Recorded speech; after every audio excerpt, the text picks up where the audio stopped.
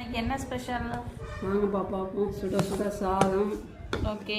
வத்த குழம்பு மாதிரி நான் வச்சுருக்கேன்ப்பா. வெங்காயம், பூண்டு, மிளகு, தக்காளி விதை இருக்குல்லப்பா, காய் அதெல்லாம் போட்டு எப்படி வச்சுருக்கேன் பாருங்க. சூப்பராக நல்லா இருக்கே.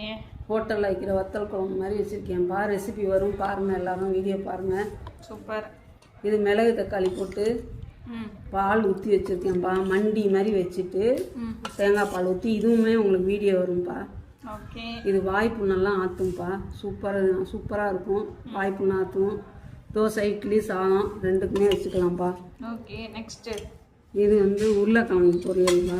உருளைக்கிழங்கு மசாலா மாதிரி உரப்பு இல்லாமல் போட்டிருக்கேன். ஓகே. இது நம்ம வத்த குழம்புலேருந்து எடுத்த சாதம். எல்லாருக்கும் பிடிக்குமான்னு சொல்லுங்கப்பா கமெண்ட்டில். வத்த குழம்பு அந்த சாதத்தை போட்டு வச்சுருக்கேன். அது உனக்கு ரொம்ப பிடிக்குமேன்னு நான் எடுத்து வச்சுருக்கேன். ஆமாம், பாருங்கப்பா. தயிர் வச்சுருக்கோம், உப்பு. நாங்கள் சாப்பிடலாம் வாங்க. காரைக்குடி செட்டிநாடு ஆச்சி சமையல் சேனலை சப்ஸ்கிரைப் பண்ணி பாருங்கப்பா. எல்லாம் சப்ஸ்கிரைப் பண்ணாமல் பார்க்குறீங்க. லைக் பண்ணுங்கள், ஷேர் பண்ணுங்கள், கமெண்ட் பண்ணுங்கள். வாழ்க வளமுடன்ப்பா. காவடிலாம் வரும் பாருங்கப்பா வீடியோ.